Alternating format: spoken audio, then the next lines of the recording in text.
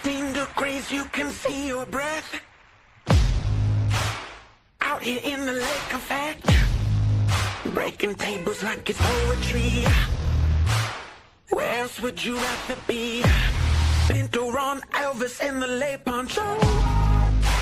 The members that you need to know. 'Cause once you out here now, your family. Where else would you rather be? Where else would you rather be? Welcome into the Nickel City Crew. I am your host, Rob Crippen. Please like us on Facebook and follow us on Instagram and Twitter at Nickel City Crew. This episode, along with all of our episodes, are presented by Crippen Legacy Entertainment here on Spreaker and StreamYard. We're so glad that you're joining us for some of your Buffalo Bills and NFL content again today. And as always, these are my Bills thoughts said out loud. It's a vibe so ridiculous.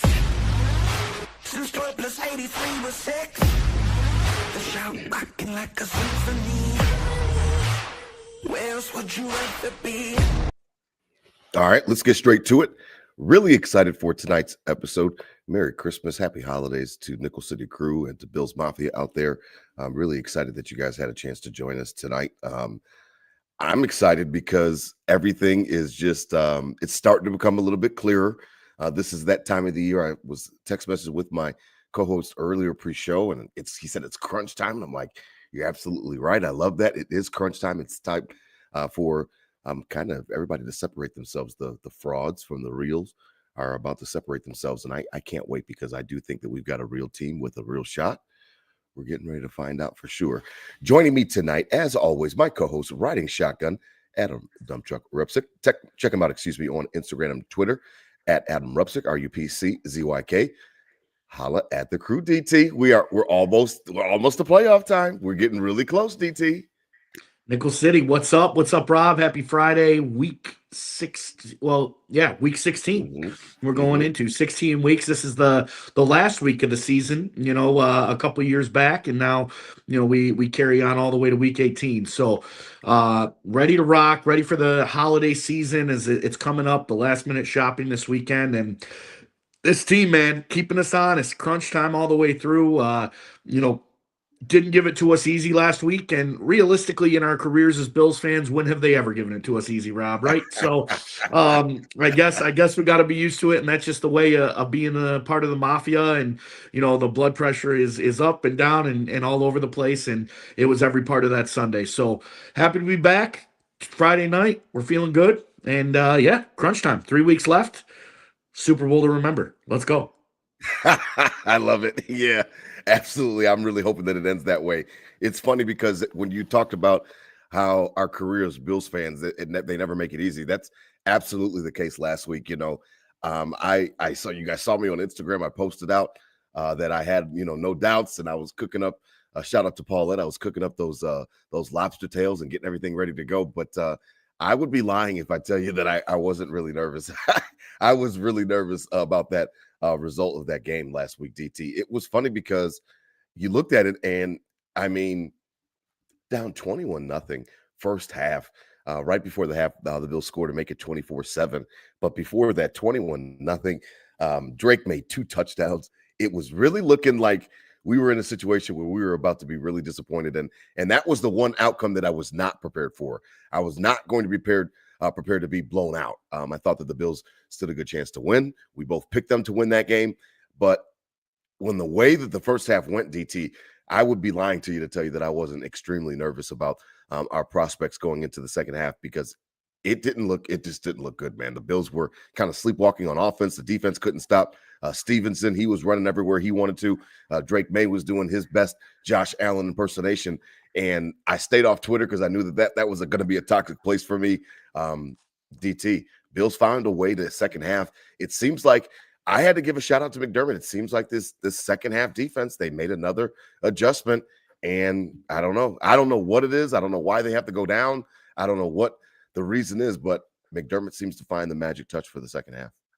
Yeah, and the people say, you can't get used to that. You're not going to be able to do that in the playoffs, all these things. But we're going on a month of this happening here, coming in the Steelers and then the Bengals and then the Patriots. Really kind of all three games, not as bad of a deficit as we saw last Sunday. But, the Bengals was 14 quick, and the Steelers, we didn't have a point in the first half. So it's an interesting concept they're going with. I don't understand it. I think we're talented enough to figure out why do we have to do this? But I don't think, necessarily play bad on Sunday coming out of the gate. You just weren't executing, and the Patriots executed everything. I mean, our defense didn't stop anything, and that was definitely a problem. And you hate to kind of see the defense be able to get cut up like that, because, it kind of shows other teams that there are weaknesses and there are ways to cut this defense up. And we've seen it a few times.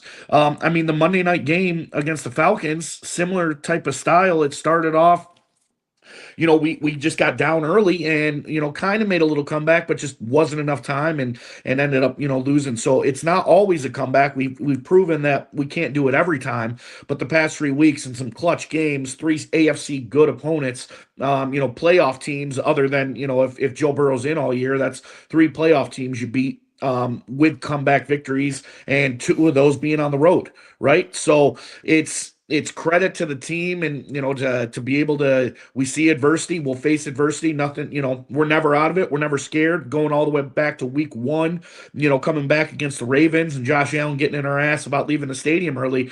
Like, yeah, you got to believe in these guys that it is never over, and you can say that, but I would caution people we can't get confident in this. We still got to get back to a full game and be dominant, and if we want to win a Super Bowl, we're not going to be able to get cut up like that. I just don't think we play that bad. It's just the Patriots executed on everything. The Patriots executed on everything. The score is bad, and it's not like we were turning the ball over and giving them short fields and they were scoring. It was just the kind of the flow of the game, and that's how quick it goes. We've been up on teams 21-0 in similar situations, and I remember a couple years back. It really doesn't relate at all, but just to kind of give an example, a couple years back in the COVID year, against the Rams at home, came out and got up. I think it was like 28-7 or something, that week 3 game, and was dominating, and then all of a sudden the Rams were back, and we had to have like a last second touchdown to to Lee Smith to win the game, like late.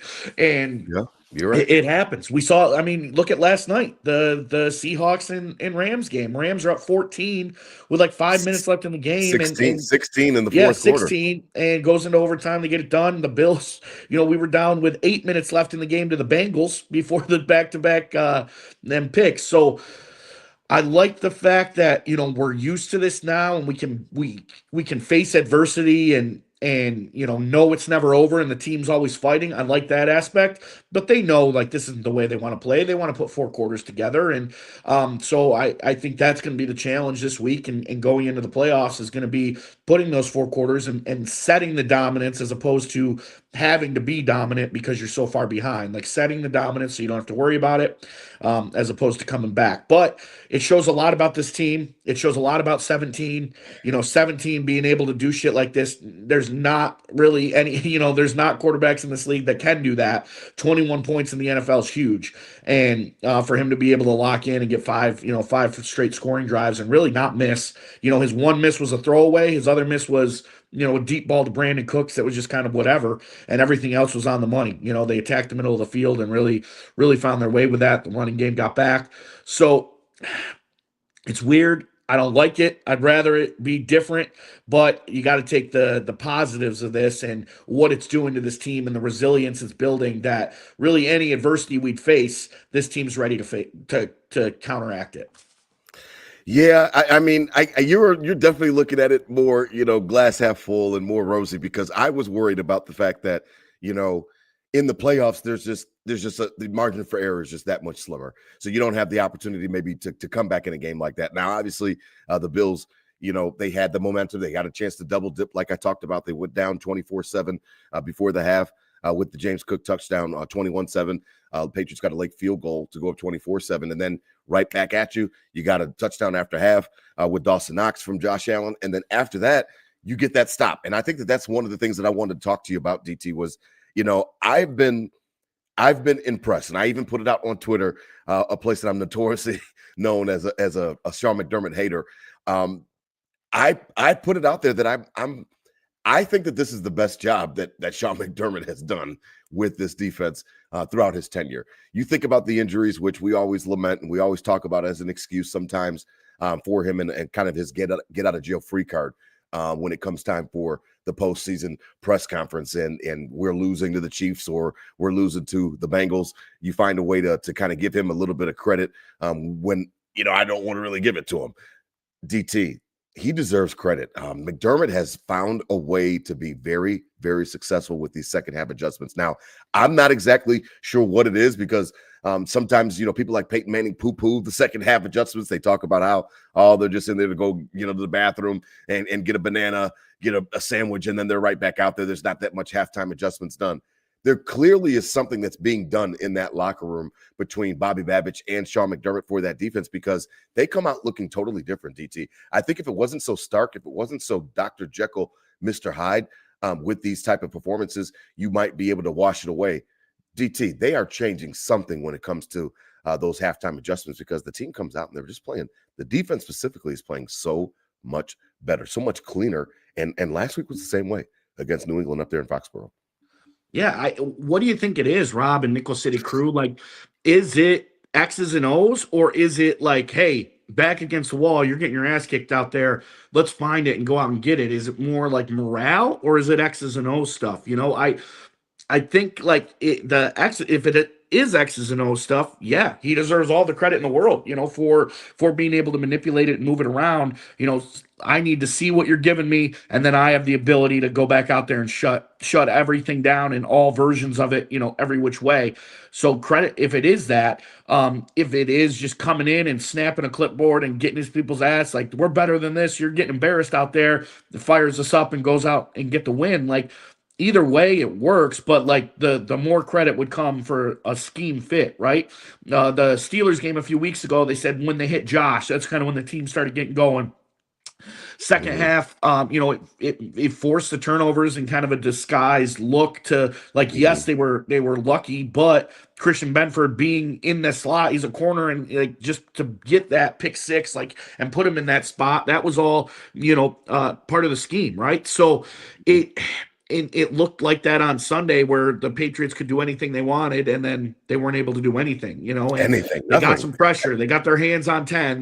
Boza with the tip. The receivers weren't getting open, and it just seems like that they do adjust schematically, and the credit's got to go to Sean McDermott for that. But like, what are you doing all week then? Like, what's the game plan? Like, if you can make all these adjustments in live and then go in for 10 minutes and fix it, how can you not game plan for it? And I guess that would be my critique, and my way to be critical on this is, if you're so good, right, at this, and you can catch it all live and you can see something, why can't all week of film? Because it's not the first time the Patriots were doing this stuff, during the year, and we just couldn't stop it. And then all I need to do is see it and go out and stop it. So it's probably a little mix of both the scheme and getting in people's asses. But you got to give credit to McDermott on this, because if there wasn't adjustments, that's a 40-9 game any way you look at it. Yeah, and some thoughts from our listener Seth, says that the blitz percentage was way up. Zach's wondering if Babich is calling the plays in first half and then McDermott second half. I'm not so sure about that. You asked, I really can't put my finger on it. I just know that it's so stark, and I wrote down some examples. DT, I mean, Atlanta. We think about that game. Drake London getting everything that he wanted. Obviously, Bijan Robinson going crazy with the running game in the first half. Second half, they clamp it down. They shut it down. It's over.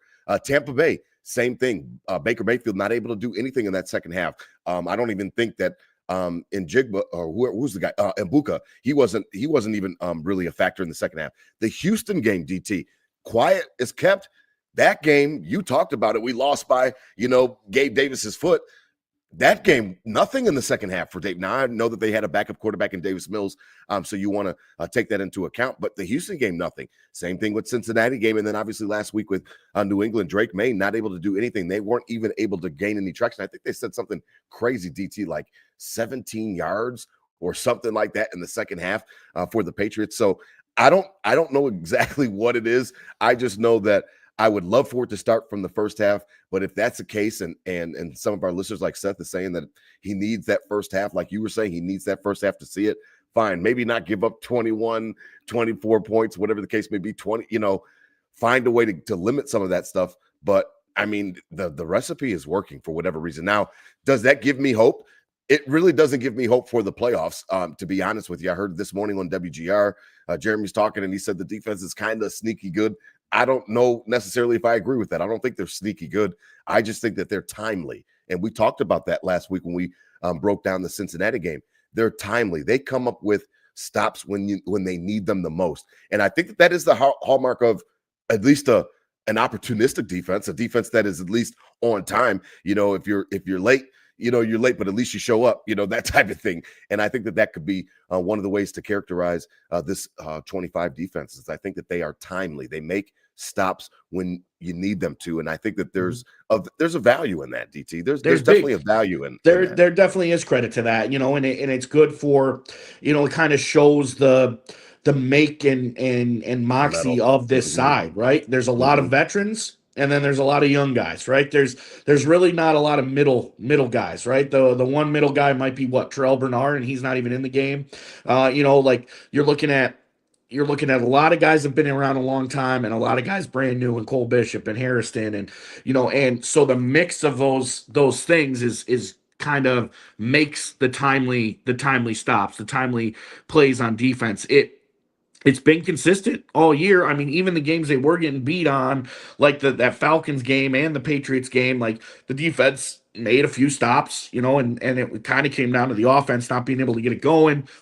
Dolphins, they had some late touchdowns. They couldn't stop A-Chain, when they really needed to. But right. Yeah, we talked all last year. You can't bank on turnovers. The ball's oblong, all this shit about you can't bank on it. But we were getting one every game, so it was just part of the game. Like, you can kind of bank on it. In this case, I think we're getting a little more in some sketchy territory here. Like, I would rather bank on a turnover every week than bank on a second half adjustment and shutting people down. Like, I think it's a lot easier, the latter or the first as opposed to the latter when it comes to that. But I guess the veteran leadership, knowing, they might be gassed and not be able to go with you every play, but they know the plays they need to make.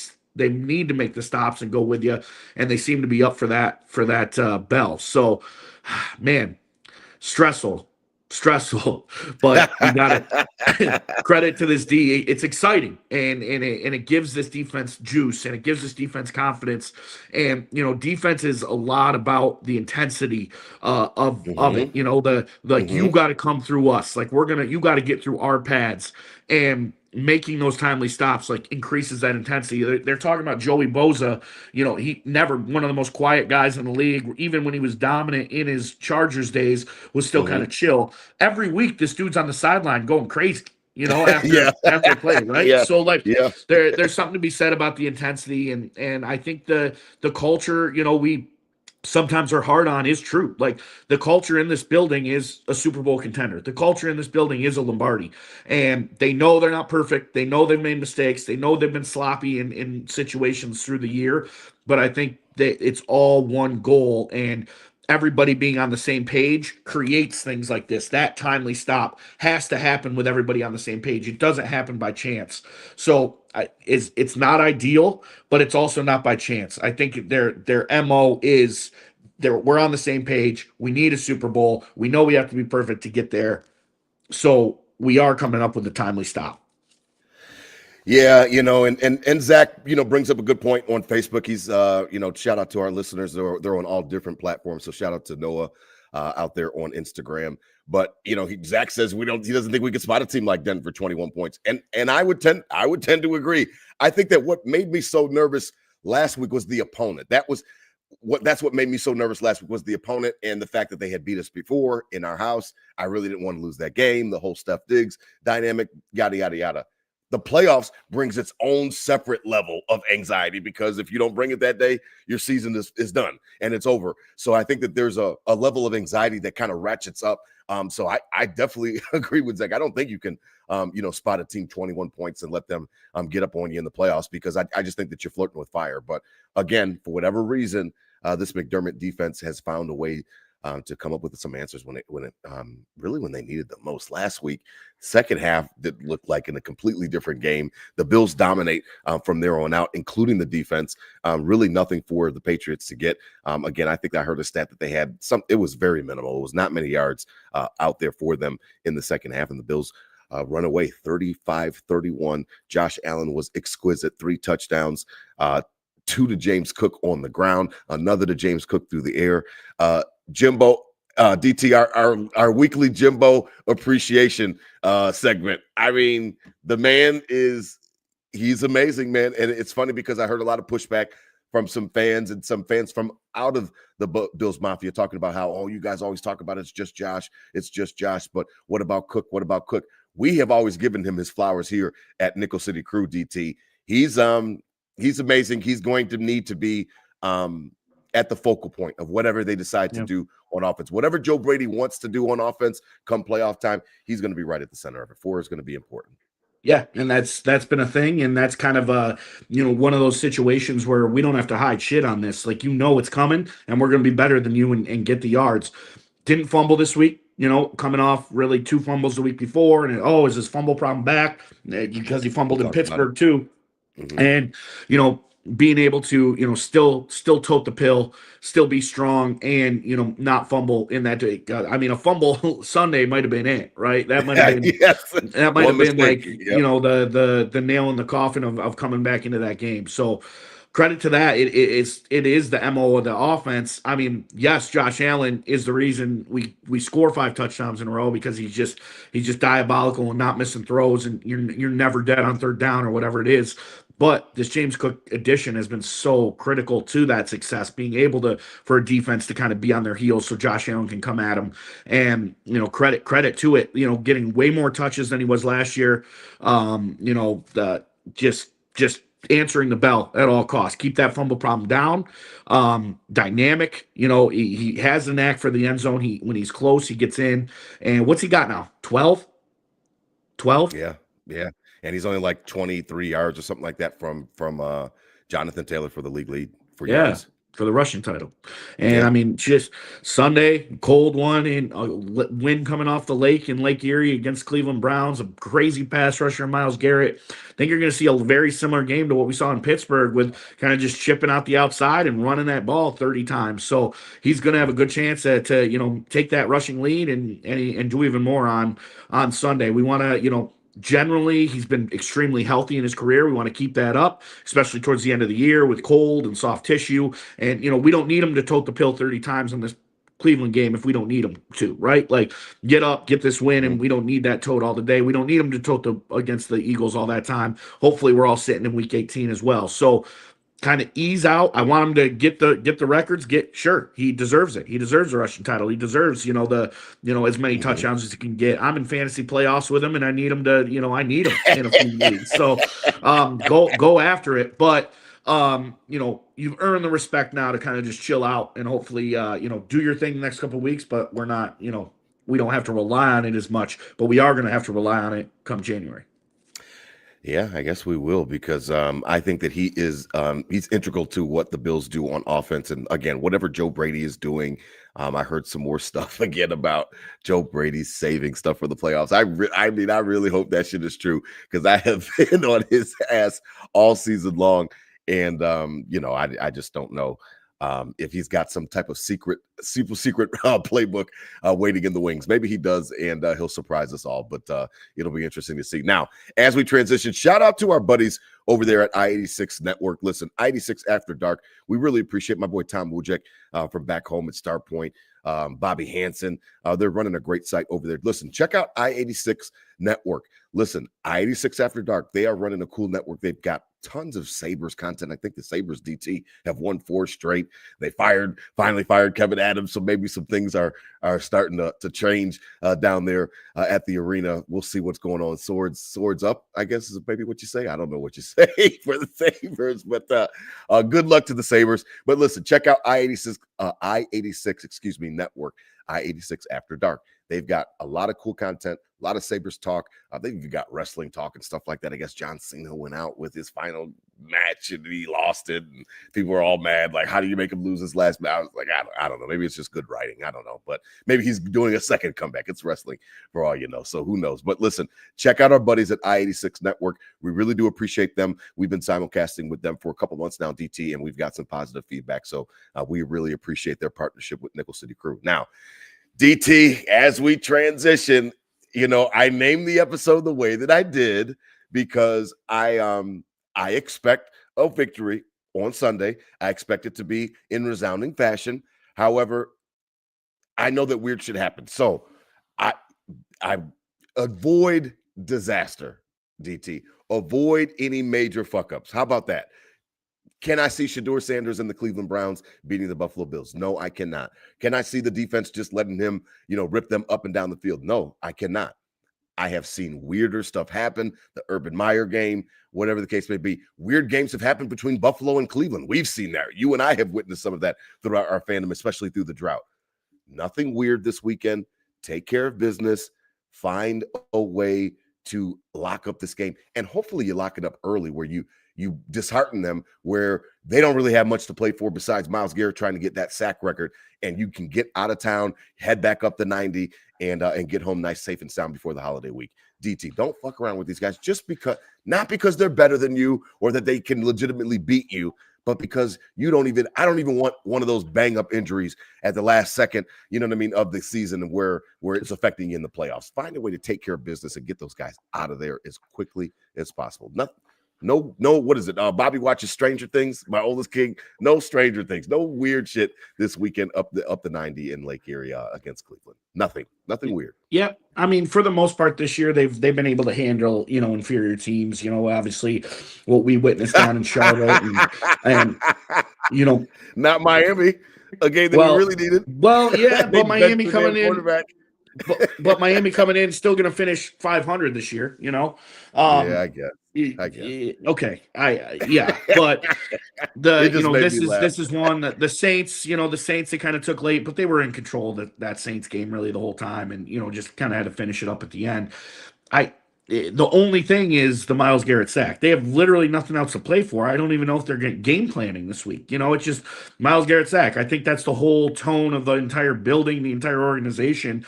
There's nothing, they got to get ready for Josh Allen and the boys coming in who are, need to get right for the playoffs. And they know last Sunday was a great win, but it wasn't acceptable. So I think the tone this week in the building is definitely like, get back. We need to be peaking at the right point. This is a great week to kind of, be comfortable, show our stuff, practice, if you will, a nice, get in and get out. I hope Myles Garrett gets a sack to Mitch Trubisky in the fourth quarter, right? That's the most ideal situation. Get Mitch Trubisky in there and let him get sacked 8 times. I don't care, whatever. But as long as he's in there and it's not on him. And I think, again, we're going to see a very similar game to that Pittsburgh game with the tackles being out. And the tackles are back, so that helps. But Myles Garrett basically means your tackles are out. He's a good enough player where it doesn't matter who you got there. He's a free rusher. So get the ball away from him, control the line of scrimmage, all the cliches, get the run game going, yada, yada, yada. I think McDermott does pretty well against young quarterbacks for the most part in giving them shit and giving them different looks. We've seen a little more McDermott this year of disguising a lot of stuff and using his, if the pass rush isn't there, he's using pass rush in other ways and disguising coverages and getting people into some trouble that way. So I think obviously that's going to be the game plan, trying to trick Shedeur Sanders into some stuff and get a few turnovers and slow that game right down. Obviously a little worried about Myles Garrett. You don't want him. I don't care about the record or any of that. I just don't want his hands on 17, right? Like that's the last guy in the world you want touching your most precious cargo. Like he's the, so that's where I'm at. No major injuries. Things happen. Going to be a cold game, 1:00. It be as routine as possible. But I think the Bills' game plan is get right. We're a Super Bowl contender. Let's go and do this. The Browns' game plan is, hey, let's go out there. Hopefully Myles Garrett gets a sack. So I think that change it, that philosophy difference, you're going to see it on the scoreboard in the term of, 20, 30 points. Yeah, I mean it'll be interesting. When you look at the Browns, it's funny because the running joke on Twitter is that Kevin Stefanski has it out for Shedeur Sanders.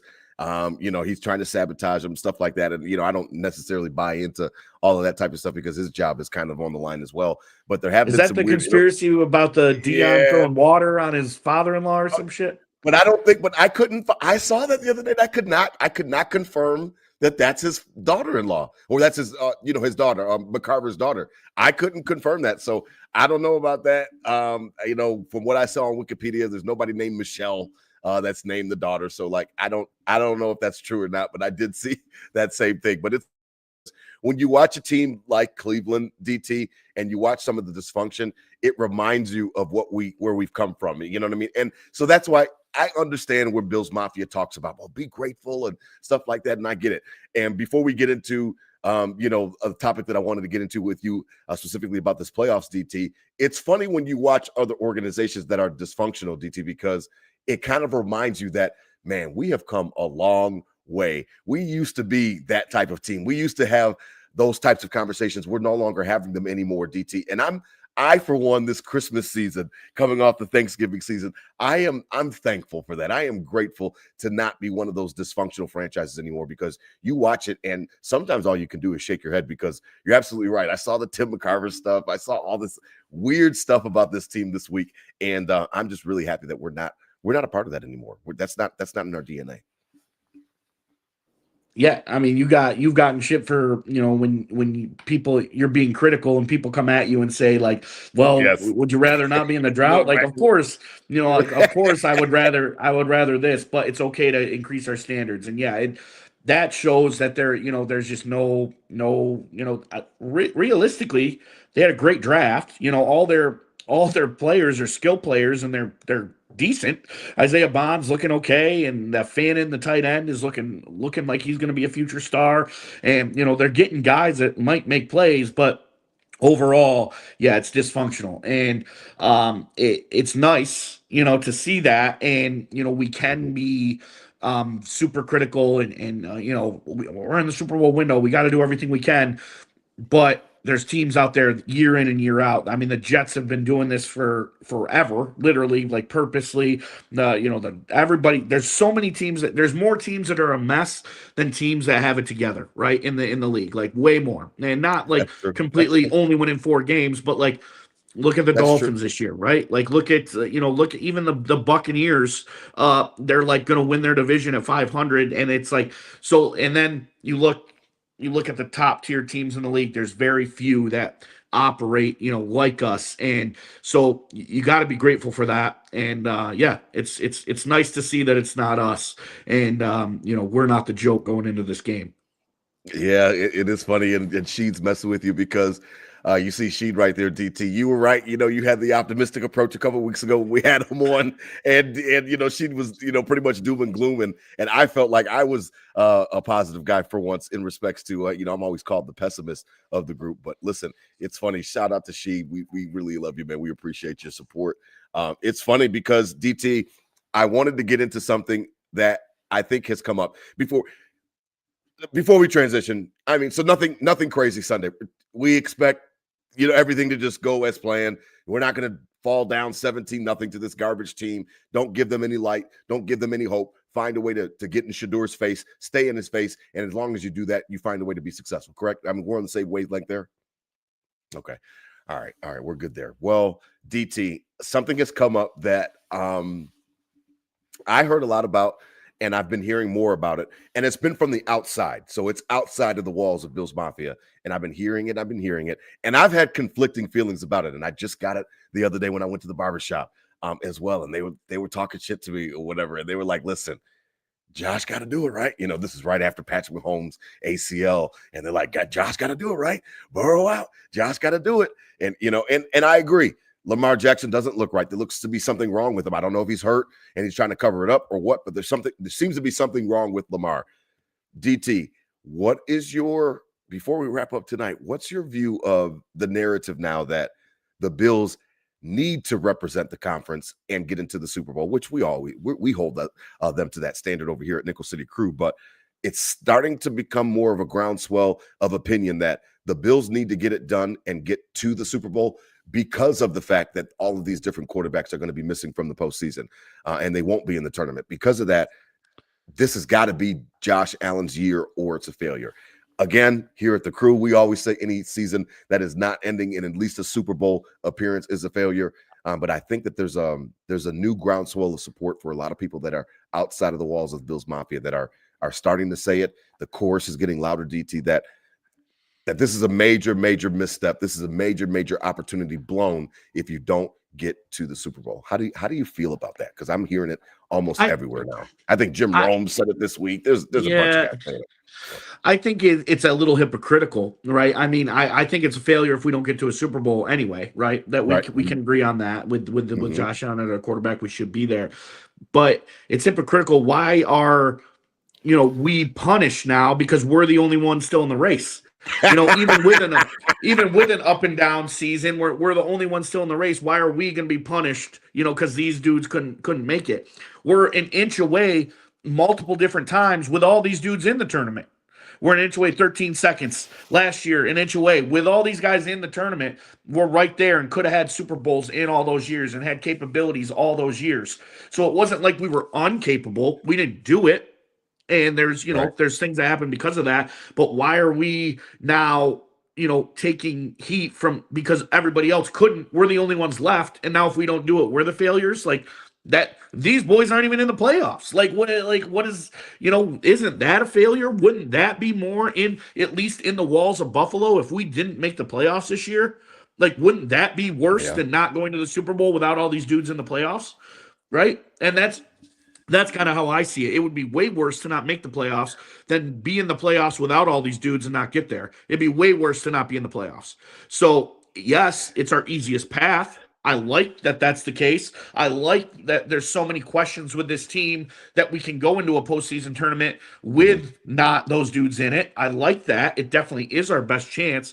But, I'm not here to get on us because those guys are out, so if we don't do it, we stink. They didn't make the playoffs. If we didn't make the playoffs, that would be way worse. If we didn't make the playoffs, that would be way worse than us not doing it this year without all those guys in it. It's interesting because I've gone back and forth on it. Here's where I stand on the DT is that I understand what you're saying. In premise, I understand that we're being almost punished because of the fact that these other teams couldn't hack it, but we're the last one standing. So you better get it done. You better get it done. You better get it done. I understand that. However, you kind of better get it done. Like I feel like at the same time, I'm struggling with that because, and here's why I say that. It's not only just Mahomes and Burrow and Jackson, but a large part of it is also because of the fact that, we talked about the roads. What was one of the biggest reasons why 13 seconds frustrated me so much. 13 seconds frustrated me because in my mind, I thought that was our greatest chance up to this point. I thought that was an opportunity where you go and you host Cincinnati. Now we don't know what Cincinnati is going to be the following year and stuff like that. And obviously there was a bunch of people that say we weren't even going to beat the Rams because they had Aaron Donald and this and that, and they had Von Miller at that. Who knows? All I know is that I thought it was going to be a great opportunity because of the fact that you had just proved to one of the best teams in the league, a Super Bowl champion, that you could hang. And not only could you hang, but you were better than them on that day. And then you squandered it and you pissed on your legs. So that was one of the reasons why I was so frustrated about that performance, was because of the fact that I was mad at McD because I thought that was a great opportunity to go represent the conference. This year, I still feel the same way. I feel like this is a great opportunity to go represent the conference. I think that it's a situation where, what is standing in your way? And when you look at the quarterbacks that you are facing up against, it's not really the quarterbacks. It's the defenses that could get on your nerves. It's the Denver Broncos and their defense. It's the Houston Texans and their defense. Those are the type of opposition where you're worried about getting over that hill.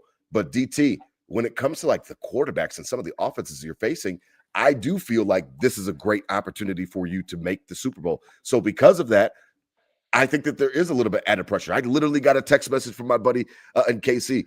Shout out to John Eisbert. And he was like, what are they saying in Buffalo about Mahomes being out? He's a Kansas City fan. He's like, Mahomes being out, and Burrow and Jackson may not making it. What are they saying about it? I'm like, is there more pressure? And I'm like, I don't know if there's more pressure, but I think that there's pressure that they may not want to talk about.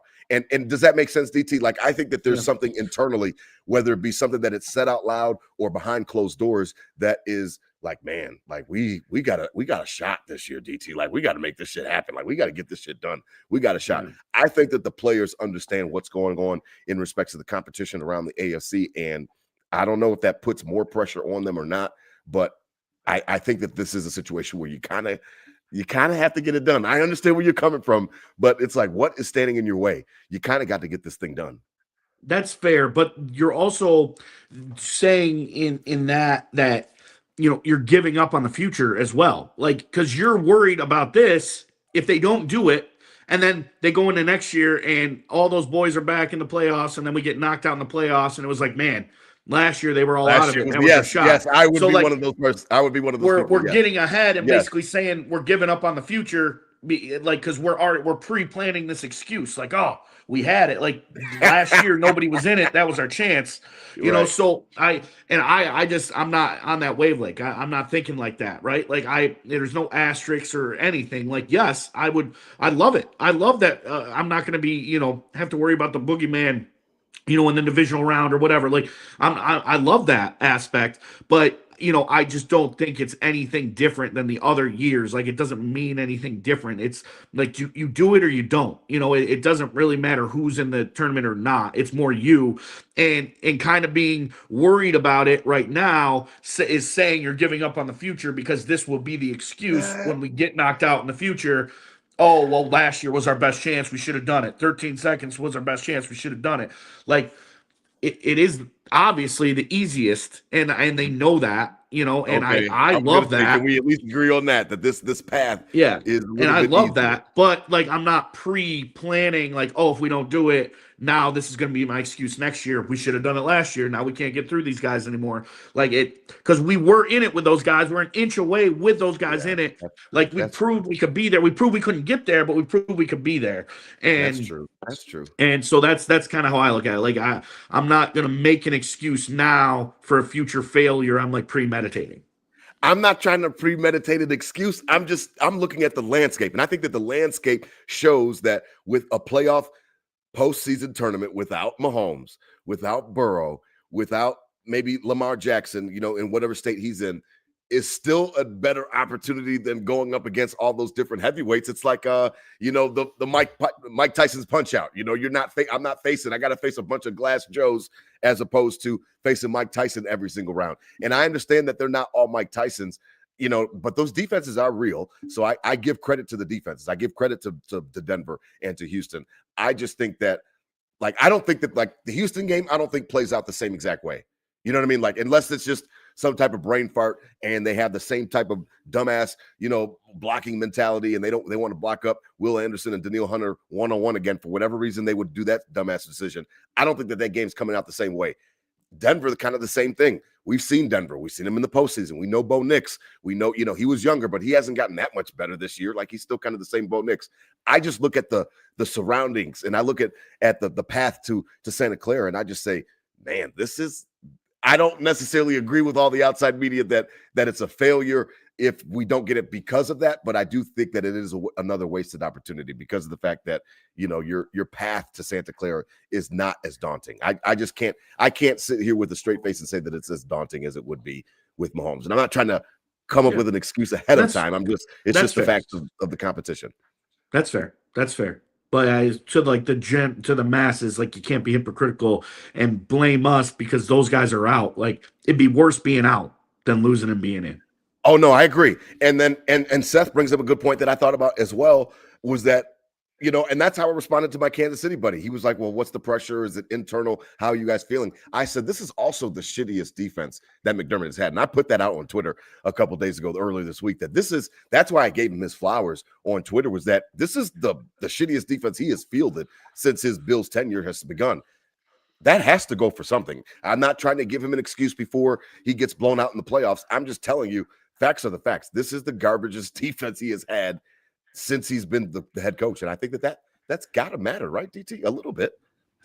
Yeah, no, and we showed, like, that's why we were giving him praise earlier in the show of the adjustments and what he's able to do with the talent and in and out. And, so, yeah, I agree 100%. and the offense has sputtered at times, and Right. who's at wide receiver, like all that stuff as well. So we aren't our best team over the past Josh Five, Allen six era years. either. Mhm. But yeah, we still, if you had to pick, you're picking No, the worst team of the Josh Allen era going into the against playoffs the against least nobody competition. good, Yeah. Yeah. obviously. Yeah, I agree with you. Now, as we begin to transition to wrap up tonight's episode is presented by Queen City Vintage here on Nickel City Crew. Listen, Queen City Vintage, check out our buddy Nick and Kai. They've got a great storefront there on Elmwood across from 40 Thieves. Check them out. Listen, all of the Buffalo Bills, Buffalo Sabres swag and drip and all that other stuff. Christmas right around the corner next Thursday. Get in there quick. Get your stuff, your last minute shopping done. They have got you hooked up over there at Queen City Vintage. They sponsor our giveaways weekly. Check them out. We've got our giveaways coming back for the playoffs. We've been working with them. Listen, they are running a great site. They're running a great storefront. Check out Queen City Vintage, excuse me. That's Queen_City_Vintage_716 on Instagram. DT, all right. As we begin to wrap up tonight, no surprises. Neither one of us expect any surprises on Sunday. Sunday, 1 o'clock, Bills and Browns. Again, Myles Garrett is really the only interesting thing really about this Cleveland team. He's chasing down Michael Strahan, and I think one of the Watt brothers for the all-time sacks lead. He's got about a sack and a half left before he passes them, and I think that he is going to get it. I don't think he's going to get it necessarily against Josh, but he might get a half a sack or a sack. We'll see. DT, anything crazy that you see coming from this game? I know that we talked a little bit about Shedeur, but anything. This would be a match. This would be a match. This is one of this be like a Miami loss, correct? This would be the worst It'd be loss way of the worse. season. It'd be way worse. This would be the worst loss of the season. Okay, it would be okay. I think that this would be the worst loss of the season for sure. That Miami. Only thing that Miami would supersede it on is because it's a divisional matchup. So I think that this is a game that you cannot afford to look over the opponent. Shout out to Zach. He's right about that. We are not good enough to look over anybody. And I think that if you play well early enough, you can get them disinterested. And then we'll see what happens from there. But don't fall down to the Cleveland Browns 14-0 early on and give them any type of juice. You don't need to give them any type of confidence. They don't need it. Let them just continue to get ready to pack for Cancun. As we begin to wrap up tonight, the Nickel City Crew Tailgate Report, again, presented by Queen City Vintage. DT, I know that you said you are a Christmas enthusiast, and that you love this time of year. For me, I'm the Grinch, but I'm getting there. I already told you guys, Nickel City Crew got my 1-year-old, my baby girl, Ivy. So we've got the tree up. It's literally lit up right now because I lit it up for her last night and I haven't turned it off again. DT, we're in the Christmas spirit here at the Crippen household. We're ready. I've got the gifts. I literally just had to exchange some sneakers for her today from Santa. Santa sent them, so I had to exchange them, get a bigger size, so that way she can actually wear them for a little bit of time. But I mean, everybody is done. The letters to Santa have gone in. We've gotten responses that all the Crippen babies are on the nice list, so that's congratulations to them. Nate barely made it, but he made it. He's on the nice list. That's my child. So they're all on the nice list. And listen, the holidays are a great time of year. We're getting ready for the new basketball season. I told you that Quincy's got his little 6U team, the Thunder, the Northern Regional Rec Center Thunder. We had our last practice last night before the holiday season. Last week went well. Shout out again to Paulette for the lobster tails. Everything went well. We had a great time. I don't know what I'm going to cook this week, DT, because you told me that Cleveland is only known for, I think you said beer and garbage dog food. So I don't know. I'm going to have to Google and ask, Chat GBT or whatever it is to help me out with Cleveland's cuisine. But DT, what is going on there in Buffalo? How is the weather? Are you in the Christmas spirit? Are you done shopping? What's going on, man, up there in the 7-1? Well, Rob, last week, hit another Christmas parade. I was so pumped about that one. The week before, I had to get back and hit another one. This was a tractor Christmas parade, 67 tractors, 6-7, and they God, very nicely, very nicely decorated. Had a good time. Enjoyed it. Game day, Sunday, great tailgate experience on Sunday. Went to obviously my best friends Kai and Paige were down there. Kai's parents, Jeff and Ann, they do game day every week. Jeff, great cook. They do They do a menu item. This week was wings and ribs. So that wasn't Ooh, a bad one to stop by for you. You got TVs yeah. everywhere. It's good game day atmosphere. They're big Vikings fans. The Vikings had the night game, so we could all focus on. I was trying to get home. The weather was just crazy though down in the southern tier. I couldn't get Okay. back over the Buffalo Band, and I didn't want to get stuck on the Mm-mm. highway or something and not be able to watch the game. So I made the decision to stay down there. Went to Cheney Road with Jeff and Ann. Shout out to them. Great tailgate setup. It's Okay. football. That house is football Sunday. I've been to in the nicer weather. They got the outside TVs going, outside, inside, the whole deal. And Jeff always does it right, man. The ribs were great. The wings Beautiful. he did in his new oven air fryer. The wings had a nice dry rub on them. Okay. Real good all the way around. Had a good time over at Cheney Road for game day. Obviously saw the big comeback. Great win, and ended my weekend out there. But Christmas is coming, man. Yeah, shopping, not good. Shopping's not good. I'm You're usually ahead behind. of it, usually, and got a lot to do. So I kind of like it though. I make love to the pressure, Rob. I make love to the pressure. Back against the wall. Back against the wall tomorrow. December Uh, 20th is going to be a big day for your boy. I'm not going to be messing with anything big. I'm not going into a mall. I okay. got my spots. I got a few spots local around me that I know, the nice, like mom and pop shops. So I know they're not going to be overloaded. Right. Obviously, going to hit up Queen City Vintage. That's a staple around Christmas Yeah. time. Nick hooks it up, and they got really cool stuff. Obviously, all the clothing, but they also got a lot of cool like knickknacks. They got Trinkets. ornaments. They Hmm. have, they got the necklaces. They got the watches. They got Stocking little nice stuffers, I like, think they call them. yeah, glass sets, a bunch of stickers. Cool stuff there. So definitely be hitting up Queen City Vintage for some shopping. Weather-wise, been your typical Western New York BS, Yeah. man. It's Yeah. I heard about yesterday it. was like 55, Yeah, I and the heard. sun Yeah. was out.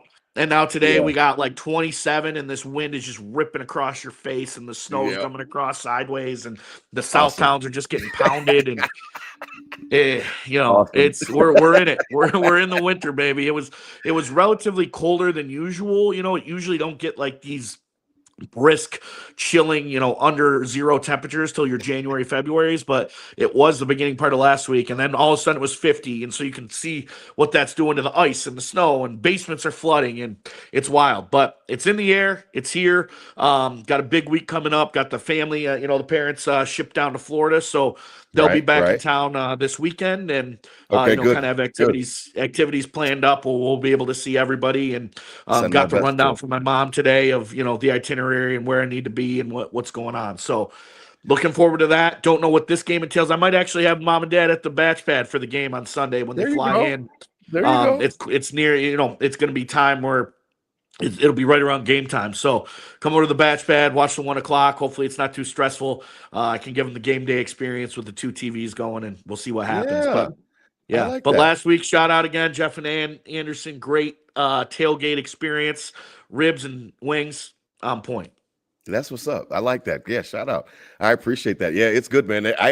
Like I said, I had a great time last week. So good luck to you this week with with shopping and stuff. I'm done. Like I said, I'm officially done. I don't have anything else to do. I cannot stand shopping. I do not like stores and malls Yeah. and all the other stuff. So I made sure that I blitzed this thing early to make sure that I'm done. So I'm done. Like I said, all the letters to Santa have been returned, and we're good to go, man. All the kids are on the nice list, and they'll be ready to go for Santa next week. So listen, out there, Nickel City Crew, Bills Mafia, have a great week, man. You know what I mean? Just have a great week. Enjoy your family, your friends next week. We will try to come at you guys on next Friday, depending on schedules. It'll either be Friday or Saturday, but we are going to hit you up with an episode. So just stay tuned. I forgot the promo today, but we appreciate the listeners, and you guys are always showing up for us. So we appreciate all of our loyal fans that are out there listening to us. Listen, have fun. Santa is coming to town. Make sure that you're in a good mood. I'm working on myself. I got into an argument this week, and I'm like, you know what? I'm trying not to be the Grinch. I am the Grinch at heart, but I'm going to have the best time possible. This is not my quote unquote Christmas because of the year. So we do it even years, odd years. So I don't have the girls this year, but I'll still see them on Christmas Eve. So I'll be in a good mood. I'll see the boys. I'll be in a good mood, and I'll be ready. it's a lot of hoopla. So make sure that whatever hoopla it is for your family and your house, your household, that you enjoy it for sure, because I know that this is a special time of year, especially for the little ones. So out there, man, have fun, enjoy it, spread love, not hate. These were my Bills thoughts said out loud. Hit him with a Go Bills, DT. Jolly St. Yep. Nick, he's coming, man. Hit him with a Go Bills. Merry Christmas, Nickel City. Merry Christmas, Rob. I can't believe it's already week 16, but happy to be here. Hope you have a great time with the boys and the family and everybody involved. So, Merry Christmas, Nickel City. Let's get after it. 11-4. Go Bills. I love it. I love it. Merry Christmas. Go Bills.